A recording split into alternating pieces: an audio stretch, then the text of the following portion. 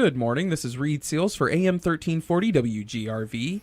I'm here with Greene County Mayor David Crum to discuss the budget, and tonight the Greene County Commission will reconvene at the Greene County Courthouse at 6, and we will be airing it live on AM 1340 WGRV and 103.1 FM WIKQ. Welcome, Mayor. Good morning, Reid. Good morning, Greene County. First off, I'd just like you to explain the current revised budget and what has been removed from it so far. It really was one of those, the one thing was the resolution that came, the first things for the request that Walter State had made, requesting originally $1.5 million. As we had budget workshops and things, the discussion was there. We felt like that needed to be just acted upon separately for the commission to look at if they wanted to fund that. That was voted down to not provide funding to Walter State for the facility that they're building and the expansion there. So that went down. The first thing that was voted on that night was a tax increment financing to help assist with bringing in Aubrey's down next to the movie theater. I think you had indicated that he spoke to the town of Greeneville and indicated it's probably about a year away in order he said to get late spring, early summer. Okay, to get all the site plans and everything in place and up. So that will be something about next year. Okay. How do you think the commission will come to an agreement on this? There was a lot of contention at the meeting on Monday. You know, budgets are a fluid document, and I think myself and the budget committee, what a big part of ours is to bring those requests from various department heads and elected officials together into a document that a lot of times it happens at the workshop. We didn't have a very good turnout at the workshop to knock out a whole lot of that at the workshop for discussion. I think we had the budget committee, and if I can remember, Commissioner Parton and Jennings and White and John Waddle and Robin Quillen, and I'm trying to think other than our 4 budget committee members, if anyone else was there. So it kind of restricted the ability to have a lot of this discussion then on what wanted to make the adjustments at that point. It's a good time. So, you know, I believe our duty is to bring a proposed budget to the county commission for discussion and a proposed tax rate that fully funds that.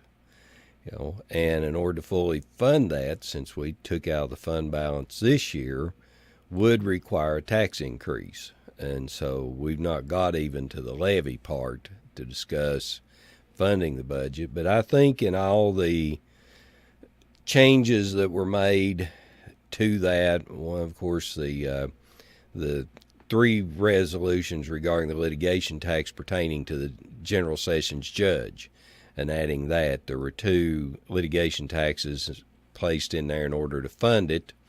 Those failed, and then the other resolution was to have a second judge, and that failed. The funding had been put in the budget because you could, in theory, pass the resolution to add a second judge and both litigation fail.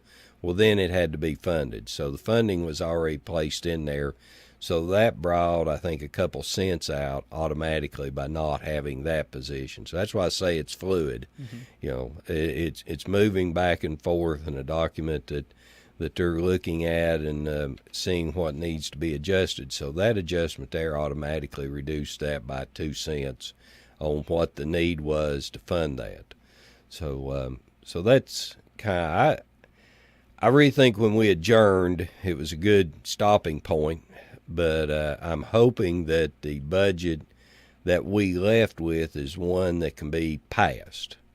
And then we can move on to discussion on any of the nonprofit fundings and the tax levy to get to there to see where they might want that to be. And as you know, often in the past, it's been funded out of fund balance. And you said before, is where we're going to be at this end of this year is one of those questions it's hard to answer until you get everything adjusted and a final audit at the end of the year and sometime in January.